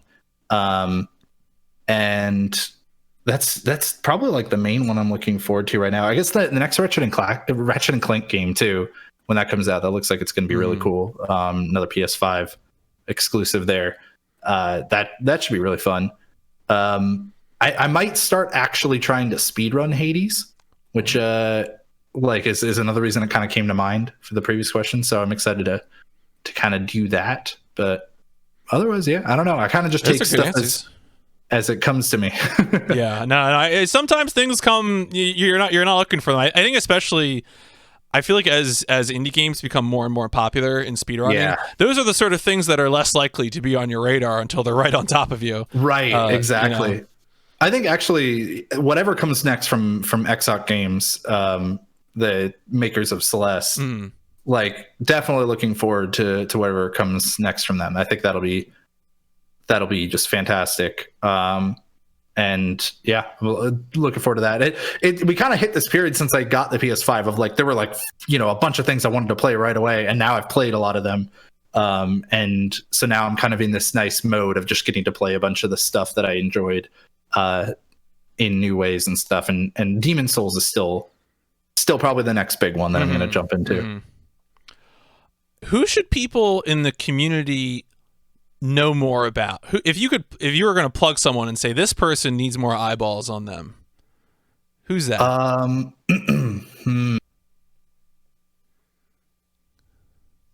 Probably Mythical 9, because Mythical is speed gaming staff, does a lot of stuff with speed gaming, but is also one of the best speedrun commentators there is, and I think doesn't get enough love for it. He's done commentary for some of the GDQ runs in the past, and has also done, tons of commentary on speed gaming, and is just, I think he's great. Check out, I'm trying to remember like some of the specific runs he's done commentary on. I want to say Agdq 2019. Correct. No. Agdq 2018. Which one was in Maryland? No, yeah, Agdq 2019. Yeah, Agdq 2019. Mythical did commentary on a Mega Man 03 run. It was some Mega Man 0 run, and I thought it was fantastic. Please check it out. There was another run. It was like N++, I think, as well. That same event that Mythical also commentated. Great examples of Mythical commentary.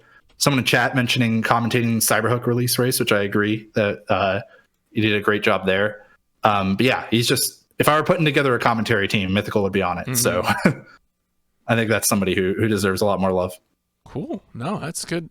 I always feel like there are so many people, and I think you brought up examples here too, of someone who's staff for an organization that's doing speedrunning stuff, commentary, and I feel like it's always good to highlight that kind of labor because that's so important. Where should people find you? What should they be? I know you've already plugged one or two things, but give me all your plugs. Unleash the plugs. Sure. So Twitch is probably the biggest one. Twitch.tv/JHobz296, because I'm still an affiliate scrub who can't get a better name. And yeah, follow me there. I very rarely, but do sometimes post on my YouTube. There's just so many like things where I start to get in a good cadence about doing something like posting on YouTube or whatever, and then suddenly I hit a snag of like, oh, this video's over 12 hours, gotta cut it into multiple pieces, and then suddenly it's been months and I haven't done it yet, and I run out of that cadence. But YouTube, if you search, I think I'm /JHobz in there. Yep, I got it right there. Oh, you do? Chat. Perfect, Yep, perfect. Twitter is J_Hobz. That's also where I announce when I'm like streaming and stuff. And then my company with Spike is Possibly Bad Entertainment, which we do the Possibly Bad League. We have a YouTube channel that has been a little bit on hiatus because of 2020, but we'll be getting back to soon. And we do a lot of fun stuff there. We want to do a lot more events. We had a bunch of stuff in the works in 2019, which again got kind of held off for reasons. But I think that we'll hopefully be able to return to it soon.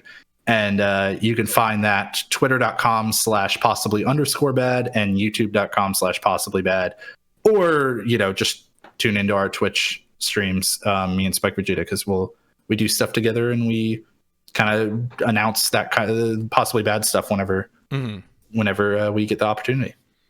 Cool. No, I as of course I put some of the links in chat. I will also, if you're listening to this, on YouTube, Spotify, iTunes, wherever after the fact, all those links will be available in the description on YouTube or iTunes or however.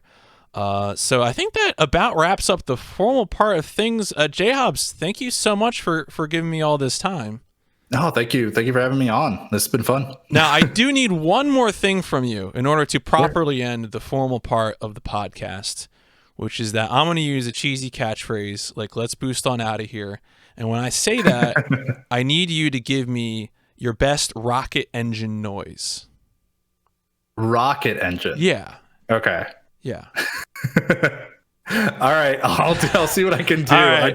It's not going to be good. I'll warn you right now. It won't be good, but I'll do my best. I'll Folks, give it a shot. Thank you so much for listening. Let's boost on out of here.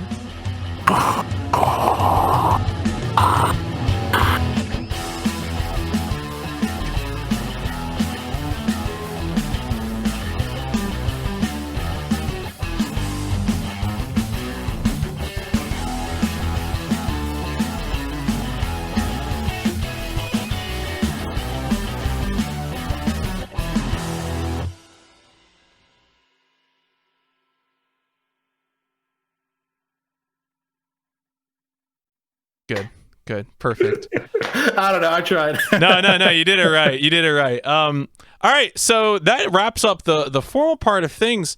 If folks have some Q&A, I saw, I think Archie in there in chat hinted that he had things that he want, although I anticipated one of Archie's questions. So Daredevil here is calling me out for a production thing, which I need to figure out, which is that Discord really does not like the rocket engine noise. Oh, did it just totally get so rid of it chops up some of it, and I need to figure out, because I used to record this not live, so I would just have my guests send me their audio, and I wouldn't have to deal with that problem because they would just record it through Audacity, which wouldn't do anything to it. I need to figure that out. But we'll see. Production's hard. Nobody got to hear. Well, now you get to just put in a stock rocket engine and it'll just be perfect. Yeah, it'll be perfect. I was amazing at it. It'll be exactly how it happened. Hobz is incredible. And then they'll say, Hobz, can you do this at the pre-show, please? The next pre-show. No, it was one time. It was exclusive to an Overboost exclusive. All right, Archie's got questions here. You've been working with GDQ for a long time. You've seen some explosive growth over that time. How is the relationship between having fun, focus on personal contributions, and worried about the outcome of the event evolved since over that period of time with your involvement? I'd say that it honestly probably hasn't changed a ton. In terms of the worried about the bottom line, everybody at GDQ really only ever cares in terms, if you're trying to think of bottom line stuff, they only care that the donations are more for the charities. Nobody's really people have to worry about if the business is going to remain operable, because if there is not, then there's no GDQ. But it's never there's never how can we get more money out of people? People like to think that the donations go through us, and they don't go through GDQ. They go straight to the charities. So we always want to see bigger and bigger totals, because that just means more fantastic work those charities can do. like having fun and focus on personal contributions. I'm not sure exactly kind of what the personal contributions part means. Maybe just like building your own personal brand by being a part of the event. Maybe is that? Oh, okay. I guess That's my guess. That's my interpretation. I think that's something that like people. I think that's something people think exists when they are a viewer, and a lot of runners think it exists too. But really, what you're kind of doing if you go and like do a run at a GDQ is you're getting to show yourself and your game off, and you hear so many people at the ends of GDQs plug all of the resources they have for like their community has for learning that game because they just want to see more people speedrun their game. I think that's what a lot of people are looking for out of those GDQ appearances. But you also got to remember that like you might get yourself in front of more eyes, but if those people tune in, you got to do something that like kind of makes them want to tune in to you after the fact. And if they do, you better be entertaining enough to get them to stay. And really, I like to think of it as like, if you are, then you're probably already you would probably kind of like naturally grow and hit that point anyways. It's just really kind of giving you like a little bit of a leap.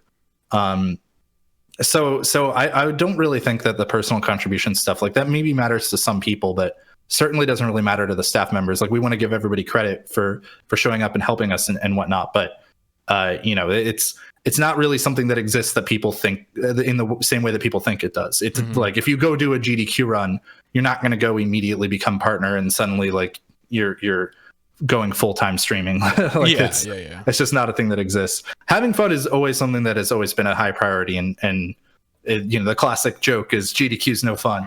No fun allowed here, like especially if Mike's around, no fun allowed. But no, it's a blast. Anybody who's been to one knows it is. And I think it's always been fun. My first event that I ever went to was AGDQ 2015, which was already in like, a hotel ballroom. So I think that for me, the growth has just seen it's still been like the same kinds of venues. It's just been more and more people. And it's just cool to see more and more people get to have fun, get to experience that. I can recall like times sitting in packed stream rooms with a bunch of other nerds, like just cheering on Super Mario Maker teams, like that. Those are experiences that I think are different from having a bigger scale, and they're really cool for that. Like if you have 16 people in a basement, all watching this run, that's also really fun for different reasons, but is not going to give you that same feeling, that same like weird, just really cool connection with 2,000 other people in a ballroom. So having fun has always been on the forefront. I don't think that's ever been something that's changed. All right, I'm gonna fit in other questions, but while I'm jumping here to Archie's questions, but Lewis Spark asks, if we could only go to AGDQ or SGDQ when the pandemic is over, which would you go to, or which should we go to if you're giving that advice? Ooh. You got one event in your budget. Which one is it? Yeah, they're both really fun. I'm gonna have to go with RPG Limit Break. No, I'm just, because then you can go to the karaoke place we always go to at RPG Limit Break. Mormons allow karaoke? I wouldn't have guessed that one. Right. But yeah, no, it's whichever one's closer to you. Honestly, they're both great. Just probably whichever one is closer to you. Unless you're somebody who really loves like Disney World or Universal or something, and then go to HDQ since like that one was in Orlando. Okay, no, that's believe me, that's affecting my personal life. That decision when I said like, I'll go to HDQ, it's now in Orlando, and my wife feels like, oh, this is in Orlando, huh? Okay, maybe I do want to come along. I do think Minneapolis is like a pretty cool city to just walk around, and like they've got a lot of great restaurants and bars and stuff. So if that's your jam, if you've got like a group of people that you would just walk around the city, you'd have to kind of take a little bit of a ride into the city first, based on at least in the places we've had it in the last couple of years. But it's not a destination city, right? Like Orlando's a destination city. People can go to Orlando and have fun there anyways. If you want to go to a city that you have no real reason to go to and have fun doing so, then SGDQ's a good reason to go there. All right, let's get Archie's second question here. If you could choose the one hot new thing, common law trademark, that Hotfix needs to make a show about, what would you find to be the most interesting topic for your new Hotfix show that needs to happen because of this burning unmet desire? That's hard for me to answer because I feel like if I had a great answer for that, I would have just made the show by now. The show, yeah. But oh man, I love, like, I think I'd love some kind of like more competitive show. Like Keys and I do The First Step, and it's kind of jokingly competitive. Super Boss Bros has come around, and they have competition as more of a center focus thing, but I don't know. It could be fun to have something where you're getting people that are like just really good at their speed games coming around for a competition. GDQ tends to put on, if communities come to us and they have like this little mini tournament idea or whatever, like we'll do it. So more of those are really cool. I also think there's probably a lot more like video production stuff that could happen if given budget and resources and stuff like that, would be really cool. Like tutorials around speedrunning stuff, or just kind of bigger delves into being able to show like replays on shows and whatnot, and stuff like that. I'm sorry, I don't think I can give like a perfect answer to that one, because I think I would have made the show if I came up with it. No, that's fair. That's extremely fair. That's kind of the first step, was like, I wanted to do another Hotfix show, and I thought I had a pretty good idea, and yeah, now we've been doing it for over a year. All right, we got one from Lone Magi here, which is, what is your favorite speedrun to watch that you do not run yourself? Ooh, favorite speedrun to watch that I do not run myself. I might be stealing this one from my script. Yeah, it's a good question. Mega Man 11, or Mega Man runs in general. Mega Man X runs especially. Love watching them. Can't stand the games. Can't stand them. Tried many times. I want to like them. I don't. I hate playing them. But man, do I love watching runs of them. They're really fun. No, there we go. I got a short answer for once. Yeah, there you go. Short answer. I had something. All right, we got Musical Daredevil here asks, what is your favorite song or musical piece in a Kingdom Hearts game? Honestly, it might be the new version of Dearly Beloved that's in Melody of Memory. It's just like, it's super jazzy, and they took the menu theme music that's been in like every Kingdom Hearts game, and they turned it into something super like upbeat and jazzy. It's really good.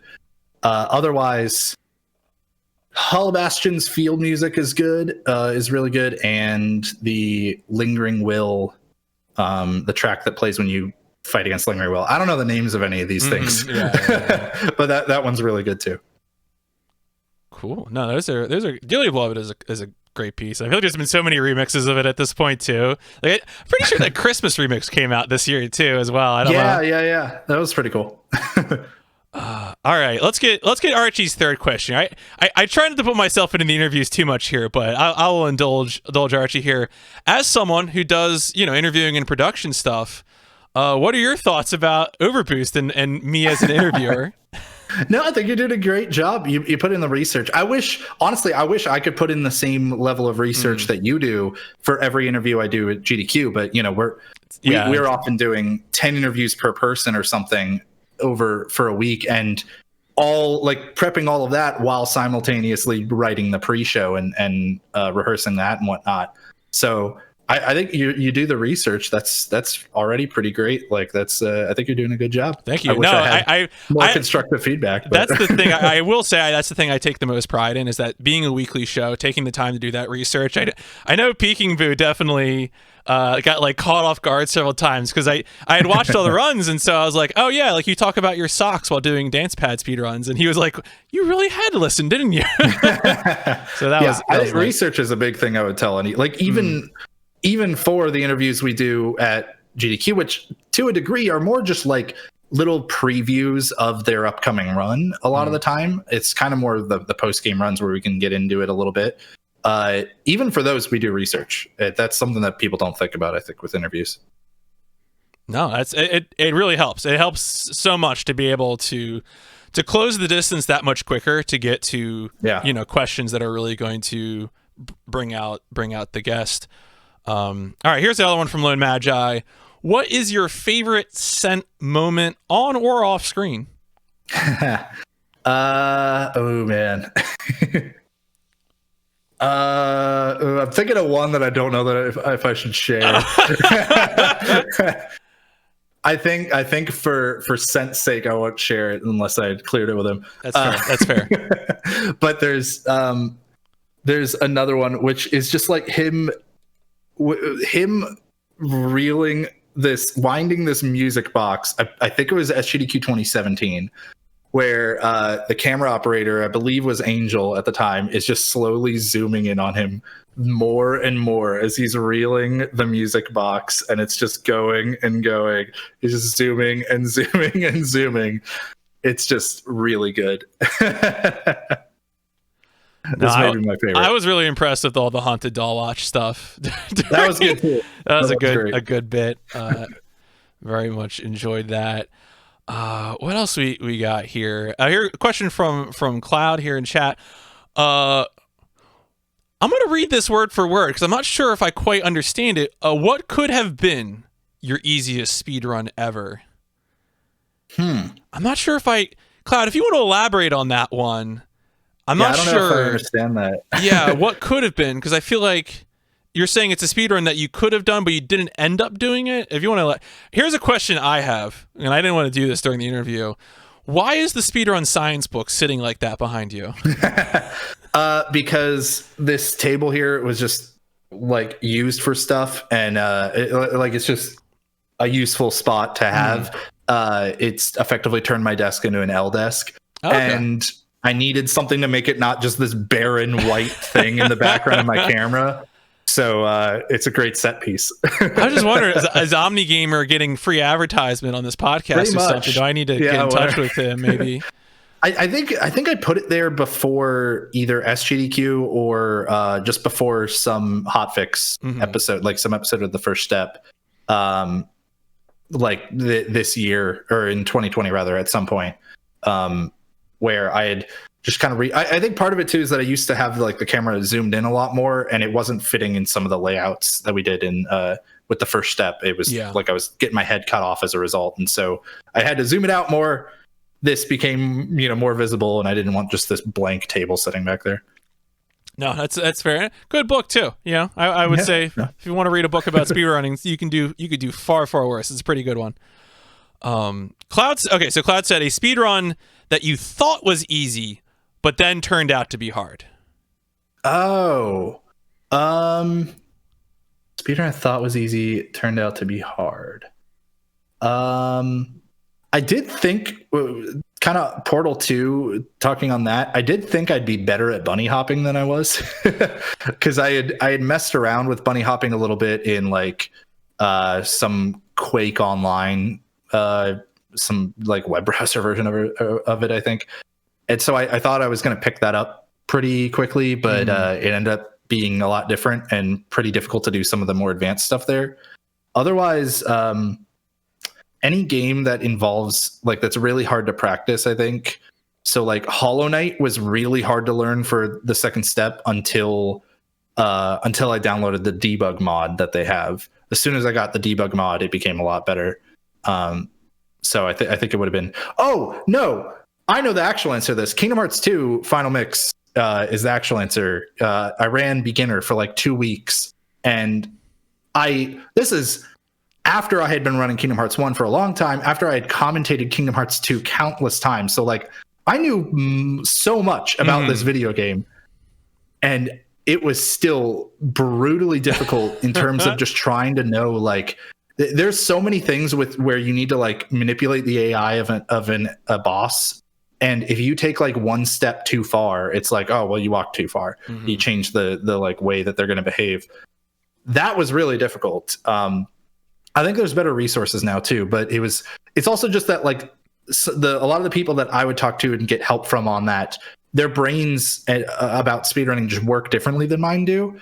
I have to kind of like understand everything about why this thing works before I can kind of like replicate it myself. But they kind of, are one of those people who are like, oh, I just do this and I know it'll work every time. And that kind of thing doesn't work as well for me. So Kingdom Hearts 2, weirdly enough, I think was one of the harder ones for me. I feel like that is, though, a perfect setup for that kind of thing where, you watched it a lot, or you did commentary, or you played a game that came before or after it in a series, and you think, oh, well, I'll just adapt a few things, but I know this game, and then you discover the speedrun. Yeah, that's pretty fair. That's pretty fair. I think it's also like RPGs in general, compared to like with the first step, we have to come up with our own stuff all the time, or even the second step, like we're doing a lot of routing on the fly, and sometimes we're learning stuff, but we're having to adapt it to make it easier for us to be able to do in a week. Mm-hmm. We know exactly how things need to be changed, but RPGs are kind of harder sometimes because oftentimes they don't have like, oh, well, just take this small 30-second deviation and get yourself a bunch of safety items or whatever. Like sometimes the trick is like, if you don't do the strat, you're gonna lose a ton of time, or just you can't come up with an easy alternative yourself. You have to hope that somebody else has already come up with one, or spend a lot of time to come up with an alternative. And I think that can be difficult sometimes. Mm-hmm. Yeah, definitely. We got some next step commands, questions here. Okay, so I guess when is the next first step? I think you might have mentioned that already, but when is the next first step, and how do you decide which games you and Keys do? The first step airs every Thursday at 7 p.m. Eastern on the Games Done Quick channel, which would have been this Thursday also, but I actually wasn't feeling well, unfortunately. So the next episode is going to be Ghost Runner, because that's what would have been this time, which should be really fun. I was enjoying the amount that I've played of it so far. The way we pick games is there's kind of like a bunch of criteria. Like we want to pick a game, first of all, that we both think we'll have fun with. Sometimes that leans a little more into thinking like maybe I'll have a little more fun than Keys will, or Keys will have a little more fun than I will. But we want to pick something we both are interested in playing, because if we're ever doing it where we're just picking games that we don't actually want to play, then we shouldn't do the show anymore. Yeah. Like we'd be bored. But it has to be something that either we think is going to be completable in like around 8 to 12 hours of a casual playthrough, or at least should get a good chunk of the game done where we would be pretty happy like doing that much of the game on the show. And then the show itself, we shoot for like a 4-hour maximum. We generally want something that's between like 2 to 4 hours. Mm-hmm. 3 hours being pretty much the sweet spot. So we use howlongtobeat.com to try to help get an idea of how long the casual playthroughs of a game are going to take.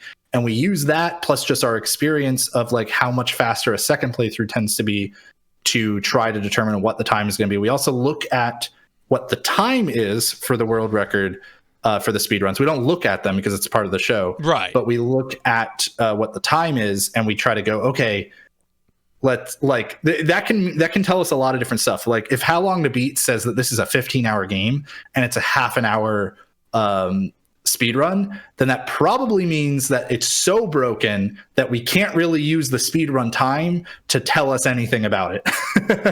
Because it might mean that it's so like glitchy and broken that like if we did our best bet, we took our best shot at speed running it, we would be like a 7-hour time. Right.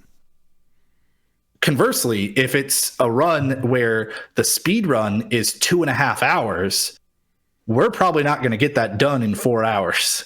We're probably going to take like 6 hours or something, unless it's a game where a lot of the time sink just comes from like unskippable cutscenes or something, in which case it might not work just because it might not be as fun for us.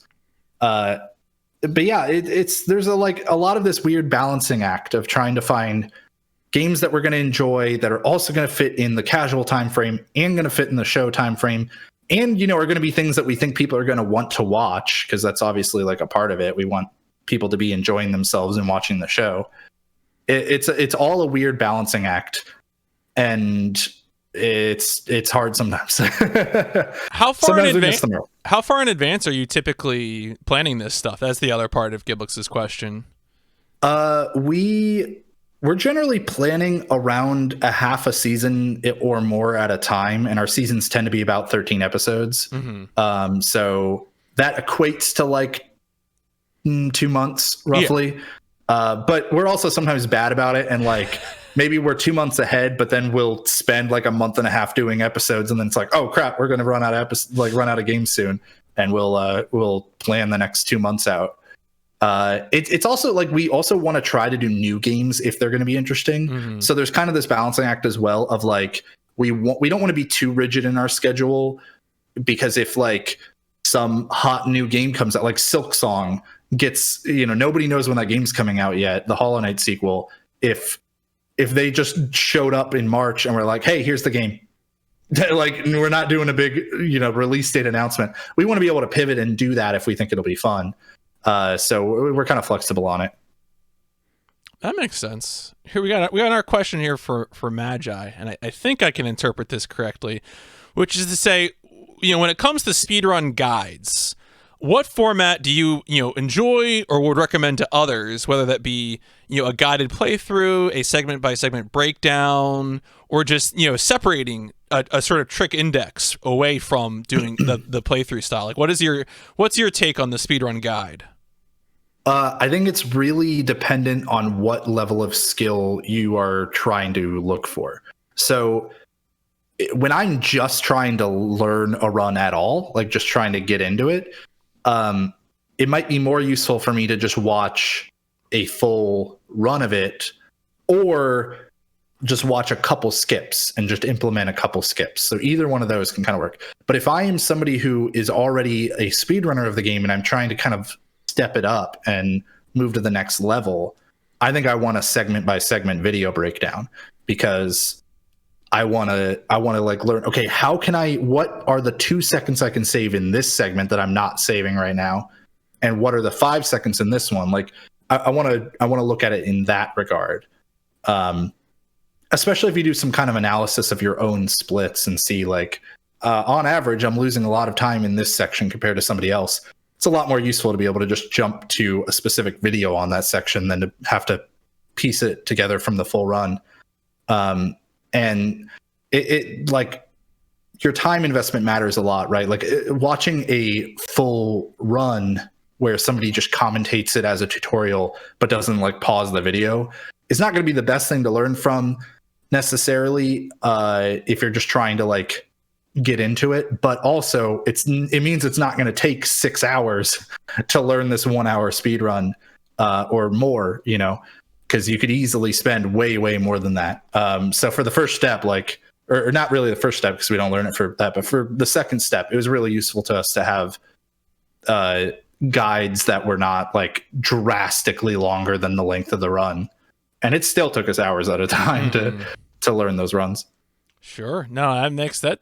I think I kind of feel the same way, which is it sort of depends where you're at, right? Like, what is it you need help with, Yeah. And then you're gonna choose your tools from there, because like sometimes you just need help with the basic information. Where are all the collectibles? Oh yeah. Oh totally. Yeah. That is huge, especially like when you start to throw randomizers in the mix. Like, there are a lot of people who are not going to care about going fast in terms of like doing boss strats in Kingdom Hearts 2, but they want to know where all the chests are, so they don't just get screwed by like leaving something somewhere and never knowing it.